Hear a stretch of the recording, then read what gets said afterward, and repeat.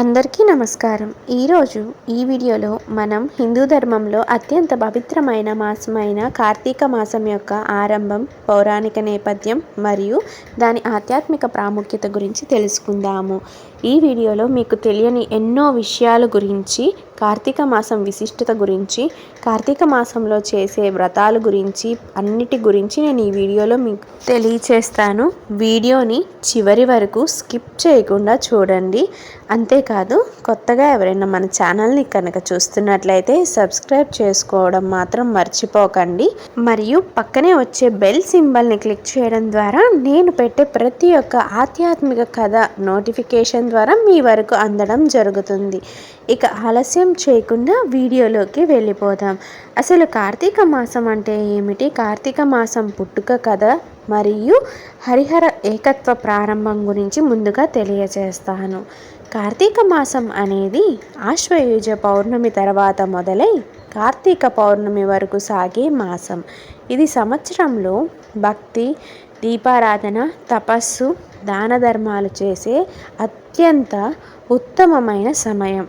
ఈ మాసంలో శివుడు మరియు విష్ణువు ఇద్దరు సమానంగా పూజింపబడతారు.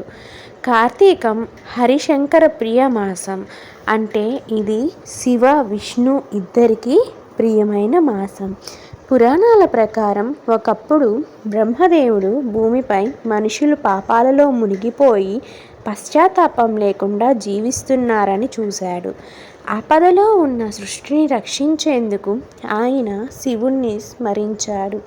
శివుడు ప్రత్యక్షమై ఇలా అన్నాడు: ఓ బ్రహ్మ, మానవులు పాపరహితులు కావాలంటే వారికి ఒక పవిత్రమైన కాలం అవసరం. ఆ కాలం కార్తీక మాసం. ఈ నెలలో దీపారాధన, స్నానం, వ్రతం, పూజ ఎవరు చేసినా వారు పాపముల నుండి విముక్తిని పొందుతారు అని చెబుతారు. అప్పటి నుంచి ఈ మాసం పవిత్ర మాసంగా నిలిచింది. ఒకప్పుడు విష్ణువు శివుని మహిమ తెలుసుకోవాలి అని అనుకున్నారు. అప్పుడు బ్రహ్మదేవుడు, విష్ణువు ఇద్దరు శివుని పరమాత్మ తత్వాన్ని పరీక్షించడానికి అగ్నిశిఖర రూపంలో ఉన్న శివలింగాన్ని చూశారు. బ్రహ్మదేవుడు పైకి ఎగిరి వెళ్ళాడు, విష్ణువు కిందకి త్రవ్వాడు. కానీ ఆ లింగం ఆది అంతం లేని శాశ్వత చిహ్నమని తెలిసింది. అప్పటి నుంచి శివ విష్ణు ఇద్దరూ ఒకే పరమాత్మ రూపాలు అని అంగీకరించారు. అందుకే కార్తీక మాసంలో శివ విష్ణు పూజలను కలిపి చేయడం సాంప్రదాయం అయ్యింది. అయితే కార్తీక దీపారాధన ఆరంభం ఎలా జరిగింది అని ఒక క్లుప్త కథ చెబుతాను. పురాణాల ప్రకారం ఒక పాపాత్ముడు జీవితమంతా దురాచారాలతో గడిపాడు. ఒకరోజు యాదృచ్ఛికంగా శివాలయం ముందు కూర్చొని ఒక దీపం వెలిగించాడు. అది కార్తీక మాసకాలం. ఆ దీపం వెలిగించిన పుణ్యఫలంతో అతనికి పాపాలు క్షమించబడి మోక్షం లభించింది. దానివల్లే కార్తీక దీపం ఒక ముఖ్యమైన ఆచారం అయింది. దీపం వెలిగించడం అంటే మన హృదయంలోని అజ్ఞాన అంధకారాన్ని తొలగించి జ్ఞానజ్యోతిని వెలిగించడం. కార్తీక స్నాన ప్రాధాన్యాన్ని గురించి కూడా మీకు ఇదే వీడియోలో తెలియజేస్తాను. కార్తీక మాసంలో ఉదయాన్నే నదీ స్నానం చేయడం మహాపుణ్యకార్యం. ముఖ్యంగా గోదావరి, గంగా, కృష్ణ, తుంగభద్ర నదులలో స్నానం చేయడం వల్ల అపారమైన పుణ్యం అనేది లభిస్తుంది. శివపురాణం ఏమని చెబుతుంది అంటే, ప్రతి మనిషి ఈ మాసంలో ఉదయాన్నే లేచి స్నానం చేయడం తప్పనిసరి. స్నానం చేసిన తర్వాత దీపం వెలిగించి ఓం నమ శివాయ లేదా ఓం నారాయణాయ నమః అని జపించడం వల్ల మోక్షప్రాప్తి కలుగుతుంది. అయితే కార్తీక మాసంలో కొన్ని నియమాలు, తపస్సులు ఉన్నాయి. వాటిని ఏంటి అనేది నేను ఈ వీడియోలో చెబుతాను. ఉదయం సూర్యోదయానికి ముందు లేచి స్నానం చేయడం, దీపం వెలిగించి దేవుణ్ణి ఆరాధించడం, ఉపవాసం లేదా ఆహార నియమం పాటించడం, ప్రతిరోజు హరినామ శివనామ జపం చేయడం, దానం చేయడం, ముఖ్యంగా అన్నదానం, దీపదానం, వస్త్రదానం. ఇలా ఆచరణలో పెట్టిన వారు జన్మ జన్మాంతర పాపాల నుండి విముక్తి పొందుతారు అని పురాణాలు చెబుతున్నాయి. అయితే శివుడు పార్వతీదేవికి ఒక అమూల్యమైన వాక్యాన్ని చెప్పడం జరిగింది. పార్వతి, ఇతర మాసాల్లో చేసిన పూజలన్నీ కలిపిన కార్తీక మాసంలో ఒక దీపం వెలిగించిన పుణ్యానికి సాటి కాదు అని. అంటే ఒక దీపం వెలిగించటం కూడా ఈ మాసంలో ఎంతో పవిత్రమైనదని దానికి అర్థము. పురాణ ఉదాహరణ ఒకటి ఉంది. గోకర్ణ మహత్యం గురించి మీరు వినే ఉంటారు. గోకర్ణ క్షేత్రంలో ఒకసారి ఒక భక్తుడు కార్తీక మాసంలో ప్రతిరోజు దీపం వెలిగించేవాడు. ఒకరోజు దీపం ఆరిపోయింది. కానీ ఆవిరైపోయిన జ్యోతిని చూసి శివుడు అతనికి ప్రత్యక్షమై, నీ భక్తి నిజమైనది. నీ దీపం చీకటిలో కూడా నా హృదయాన్ని వెలిగించింది అని ఆశీర్వదించాడు. దీంతో గోకర్ణ క్షేత్రం కార్తీక మాసంలో అత్యంత పవిత్ర స్థలంగా పేరు పొందింది. దీపం యొక్క ఆధ్యాత్మిక అర్థం ఏంటంటే, దీపం వెలిగించటం కేవలం పూజా కర్మ కాదు. దీపం అంటే వెలుగు, వెలుగు అంటే జ్ఞానం. కార్తీక దీపం మనకు చెబుతుంది ఏంటంటే, అంధకారాన్ని త్రోయి జ్ఞానాన్ని స్వీకరించు అని. ఇది మన అంతరాత్మను వెలిగించే సూచిక.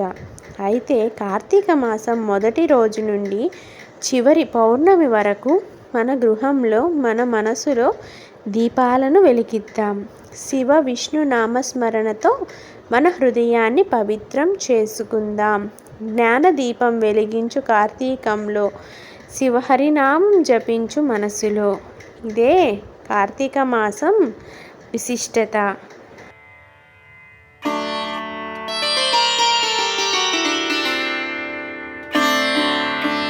ఇప్పటి వరకు మనం కార్తీక మాసం పుట్టుక, దీపారాధన ఆరంభం గురించి తెలుసుకున్నాము. అయితే ఈ పవిత్ర మాసంలో అత్యంత ప్రధానమైన శివపూజ ప్రాముఖ్యత మరియు వ్రతాల శాస్త్రోక్త విధానం గురించి తెలుసుకుందాము. కార్తీక మాసం అంటే భగవంతుడు శివుడు ఆరాధనకు ప్రత్యేక సమయం అని పురాణాలు చెబుతున్నాయి. కార్తీక మాసంలో శివపూజ చేసిన వారు పాపాల నుండి విముక్తిని పొందుతారు. శివుడు సులభ ప్రసన్నుడు. భక్తి చిత్తుడికి తక్షణమే వరాలు అనుగ్రహిస్తారు. ఆయనను మనస్ఫూర్తిగా ఆరాధిస్తే చాలు. ఆయనకు పెద్దగా పూజలు అవసరం లేదు. బిల్వదళం లేకుండా శివ పూజ అనేది అసంపూర్ణం. బిల్వపత్రం త్రిపత్ర రూపంలో ఉంటుంది. ఇది త్రిమూర్తుల సంకేతం. శివుడు పార్వతీదేవితో ఇలా అంటాడు ఒకానొక సమయంలో, బిల్వదళం నాతో సమానం. ఎవరు బిల్వదళం సమర్పిస్తాడో వాడి పాపాలు క్షమింపబడతాయి అని. త్రిదళం త్రిగుణాకారం త్రినేత్రం చ త్రియాయుధం త్రిజన్మ పాప సంహారం ఏక బిల్వం శివార్పితం అనే మంత్రం మీరు వినే ఉంటారు. ఈ మంత్రంతో బిల్వదళం సమర్పిస్తే అపారమైన పుణ్యం అనేది కలుగుతుంది. అయితే కార్తీక మాసంలో ప్రతిరోజు ఉదయం శివలింగాభిషేకం చేయడం అత్యంత పుణ్యప్రదం. ఉదయం స్నానం చేసి పవిత్ర వస్త్రాలు ధరించి లింగం ముందు దీపం వెలిగించాలి. పాలు, తేనె, చక్కెర, గంగాజలం, కొబ్బరి నీరు, పంచామృతంతో అభిషేకం చేయాలి.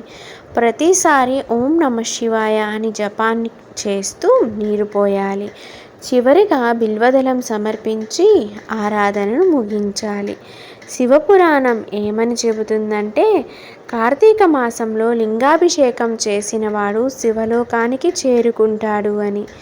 శివనామస్మరణ మహిమ కార్తీక మాసంలో జపించడం పాపహరణకారి అన్నమాట. ఓం నమః శివాయ అనే 5 అక్షరాల పంచాక్షర మహామంత్రం. దీనిని 108 సార్లు జపిస్తే మనసు శాంతిని పొందుతుంది.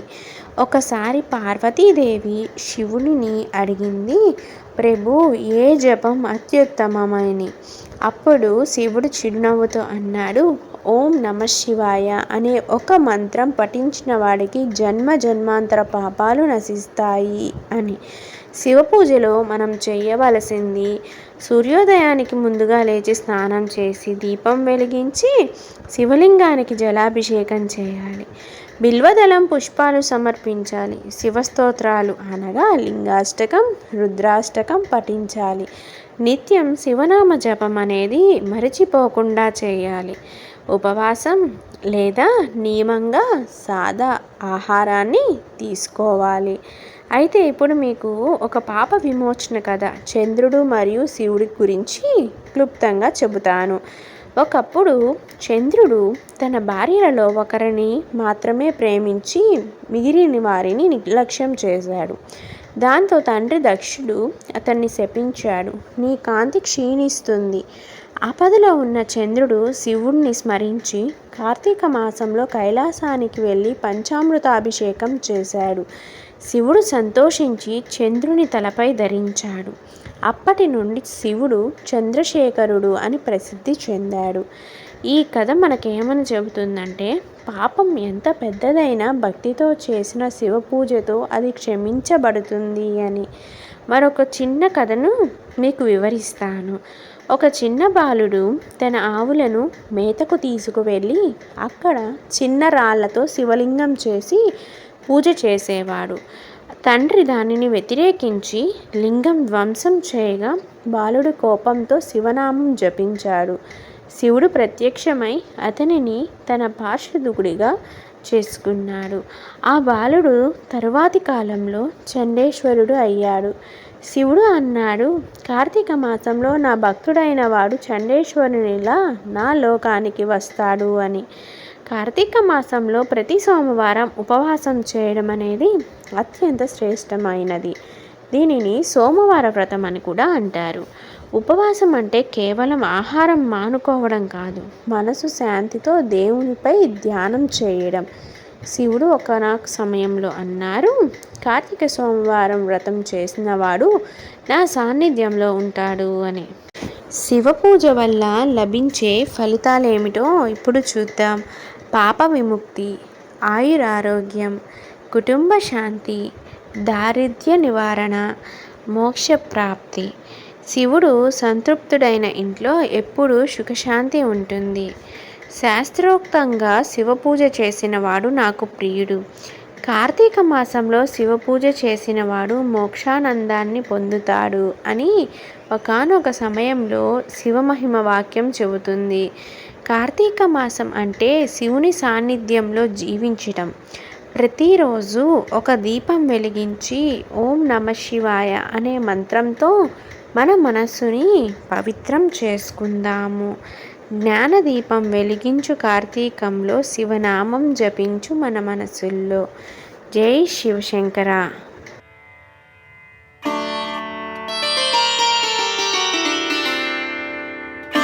ఇప్పటి వరకు మనం శివపూజ ప్రాముఖ్యత, వ్రత విధానం మరియు శివుని భక్తుల కథల గురించి తెలుసుకున్నాము.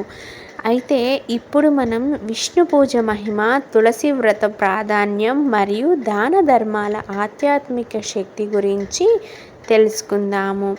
కార్తీక మాసం శివుడికి ఎంత ప్రియమో అంతే ప్రియమైనది విష్ణువుని కూడా అని పురాణాలు చెబుతున్నాయి. కార్తీక మాసే హరిపూజ స్యాత్ సర్వమంగళదాయక అంటే ఈ మాసంలో విష్ణు పూజ చేసిన వాడు అన్ని శుభ ఫలాలను పొందుతాడు అని అర్థం. విష్ణు పూజలో ప్రధాన పాత్ర తులసీమాతది. తులసి లేకుండా విష్ణు పూజ అనేది అసంపూర్ణం. తులసీమాత ఎవరు? ఒక పౌరాణిక కథ అనేది మీకు క్లుప్తంగా తెలియచేస్తాను. ఒకప్పుడు ధర్మాత్ముడైన శంఖచూడుడు అనే అసురుడు విష్ణు భక్తుడు. అతని భార్య తులసి ఒక మహాసతీశీల స్త్రీ. ఆమె భక్తి వల్ల శంఖచూడుడిని దేవతలు ఓడించలేకపోయారు.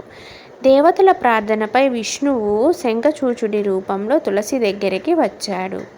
ఆమె దివ్య భక్తి పరీక్షింపబడింది. ఆమె శాపం వల్ల విష్ణుడు శాలగ్రామశిలగా మారాడు. తులసీదేవి కూడా భూమిపై తులసి మొక్కగా అవతరించింది. అప్పటి నుంచి శాలగ్రామం అనగా విష్ణువు మరియు తులసీమాత ఇద్దరూ విడదీయరాని వారయ్యారు. అందుకే ప్రతి విష్ణు పూజలో తులసి దళం తప్పనిసరి. అయితే తులసి పూజ విధానం ఎలా చేయాలి అనేది మనం తెలుసుకుందాము. ప్రతిరోజు ఉదయం తులసి చెట్టు ముందు దీపం వెలిగించి ప్రార్థించాలి. తర్వాత 3 సార్లు తులసీమాత చుట్టూ ప్రదక్షిణ చేయాలి. తులసీ దళం తెంపేటప్పుడు మనసులో ఓం నమో నారాయణాయ అనే జపాన్ని చేయడం మాత్రం మర్చిపోకూడదు. తరువాత ఆ దళాన్ని విష్ణు పూజలో ఉపయోగించాలి. తులసి పూజ వల్ల కలిగే ఫలితాలు ఏమిటంటే పాప పరిహారం అవుతుంది, కుటుంబం అనేది ఐశ్వర్యంతో నిండుతుంది, ఆధ్యాత్మిక శాంతి అనేది కలుగుతుంది, పుణ్యవృద్ధి కలుగుతుంది.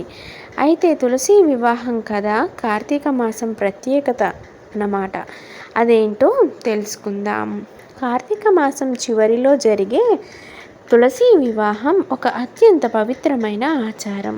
ఆ రోజు తులసీదేవిని శ్రీ మహావిష్ణువుతో వివాహం జరిపిస్తారు. ఇది భక్తి భగవంతుని కలయికకు సంకేతం. భక్తి అంటే తులసీమాత అని అనుకోండి, లేకుండా భగవంతుడు విష్ణుమూర్తి సంతోషించడు. తులసి వివాహం నాడు కుటుంబంలో సంతోషం, శాంతి, ఐశ్వర్యం, పాప విమోచనం అనేది లభిస్తాయి. ఇవి 9 దశలుగా ఉంటాయి వివాహ పద్ధతి అనేది. ఉదయం ఇంటిని శుభ్రపరిచి పూజా మండపం అలంకరించాలి. తులసి మొక్కను అలంకరించి దేవత రూపంలో ఉంచాలి. తులసి చెట్టు ముందు దీపం వెలిగించాలి. సాలగ్రామం లేదా శ్రీ మహావిష్ణువు విగ్రహాన్ని తులసికి సమీపంలో ఉంచాలి. హారతులు, పుష్పాలు, ధూపం సమర్పించాలి. తులసీదేవి కంకణం కట్టి వివాహ ప్రార్థన చేయాలి. తులసమ్మకు మంత్రోచ్చరణతో వరమాలను ఉంచాలి. ఓం నమో నారాయణాయ నమః అనే జపంతో హారతి ఇవ్వాలి. చివరిగా అన్నదానం లేదా పాయసం నైవేద్యంగా పెట్టాలి. తులసి పూజ చేయడం వల్ల అత్యుత్తమైన ఫలితాలు అనేది ఉంటాయి. ఒక తులసీ దళం సమర్పించిన 1,00,000 యజ్ఞాలు చేసినంత పుణ్యం అనేది కలుగుతుంది. శ్రీ మహావిష్ణువు స్వయంగా అన్నాడు, తులసి పూజతో నాకు పరమానందం కలుగుతుంది అని. దాన ధర్మాల ప్రాముఖ్యత కూడా ఈ కార్తీక మాసంలో ఎంతో పుణ్య ఫలితాన్ని ఇస్తుంది. కార్తీక మాసంలో దానం చేయడం అత్యంత పుణ్యకార్యం. దానంలో 5 ప్రధాన రకాలు ఉన్నాయి. అన్నదానం, ఆకలితో ఉన్నవారికి భోజనం పెట్టడం. వస్త్రదానం, నిరుపేదలకు బట్టలు ఇవ్వడం. దీపదానం, దేవాలయంలో లేదా నదీ తీరంలో దీపాన్ని వెలిగించడం. భూమి దానం, ఆలయాలకు ఆశ్రమాలకు సహాయం చేయడం. జ్ఞానదానం, ధర్మం, భక్తి, జ్ఞానం పంచడం. భగవద్గీతలో శ్రీకృష్ణుడు అంటాడు, దానం చేయడం, తపస్సు చేయడం మనుష్య జీవితాన్ని పవిత్రం చేస్తాయి అని. దీపదానం కథ అనేది మీకు చెబుతాను. ఒకసారి ఒక పేద మహిళ వద్ద దీపం వెలిగించడానికి నూనె లేకపోయినా భక్తితో కొంత నీళ్లు పోసి దీపం వెలిగించింది. ఆ దీపం ఆశ్చర్యకరంగా రాత్రంతా వెలిగింది. దానివల్ల ఆమె జీవితంలో ఐశ్వర్యం పెరిగింది. శివుడు మరియు విష్ణువు ఇద్దరూ ఆమె భక్తిని ప్రశంసించారు. దానివల్లే శాస్త్రాలు చెబుతున్నాయి, దేవుడు మన భక్తి భావాన్నే స్వీకరిస్తాడు, వస్తువును కాదు అని. కార్తీక మాసంలో చేయవలసిన దానాలు: ఉదయాన్నే స్నానం చేసి దీపం వెలిగించాలి. తులసి ముందు నమస్కారం చేయాలి. దేవాలయంలో దీపదానం చేయాలి. పేదలకు భోజనం పెట్టాలి. ఒక చిన్న పిల్లవాడికి పుస్తకం లేదా బట్టలు ఇవ్వడం కూడా పుణ్యమే. దానం చేసినప్పుడు మనసుతో ఇలా అనాలి, ఇదంతా నారాయణ అర్పణం అని. దాన ఫలితాలు: కార్తీక మాసంలో దానం చేసిన వాడు పాపరహితుడు అవుతాడు. ధన ధాన్య ఐశ్వర్యాలు పొందుతాడు. అయితే తులసి పూజ, విష్ణు ఆరాధన మరియు దాన ధర్మాలు మన జీవితాన్ని శుభమార్గంలో నడిపిస్తాయి. ఈ మాసంలో మనం చేసే ప్రతి పూజ, ప్రతి దీపం, ప్రతి దానం మన ఆత్మను పవిత్రాన్ని చేస్తుంది. శ్రీమన్నారాయణ ఆశీస్సులతో మన కుటుంబం, మన జీవితం వెలుగులతో నిండాలి. అయితే మనం ఇక్కడ విష్ణు పూజ, తులసి వ్రతం మరియు దాన ధర్మాల గురించి తెలుసుకున్నాం కదా. ఈ వీడియో మరీ లెంతీ అయిపోతుందండి. మరిన్ని విషయాల గురించి అనంటే కార్తీక స్నానం మరియు దీపారాధన విశేషాలు మరియు శాస్త్ర రహస్యం, దీపారాధనకి సంబంధించిన అద్భుత పురాణ కథల గురించి నేను పార్ట్ 2 వీడియో అనేది చేస్తానండి. తప్పకుండా ఈ వీడియోని చివరి వరకు చూసిన వారు ఈ వీడియోకి ఒక లైక్ ఇచ్చి షేర్ చేయడం మాత్రం అసలు మర్చిపోకండి. అంతేకాదు సబ్స్క్రైబ్ చేసుకొని పక్కనే వచ్చే బెల్ సింబల్ని క్లిక్ చేయడం మాత్రం కూడా మర్చిపోవద్దండి. తదుపరి వీడియోలో ఇదే వీడియోని కంటిన్యూషన్ మరిన్ని విశేషాలు తెలుసుకుందాం మనం. అంతవరకు మన ఛానల్ని చూస్తూనే ఉండండి. ఎన్నో ఆధ్యాత్మిక కథలు అనేది మన ఛానల్లో పెట్టడం జరిగింది. ఎవరైనా విజిట్ అవ్వకపోతే ఒకసారి మన ఛానల్ని విజిట్ అయ్యి ఆ కథలు కూడా వినండి. ఎన్నో అద్భుతమైన కథలను పెట్టడం జరిగింది. మీ సపోర్ట్ ఎప్పుడూ కావాలి. సో మీరు మీ సపోర్ట్ని అందిస్తారని ఆశిస్తూ తదుపరి మరొక మంచి వీడియోతో మీ అందరి ముందుకు వస్తాను. ధన్యవాదాలండి.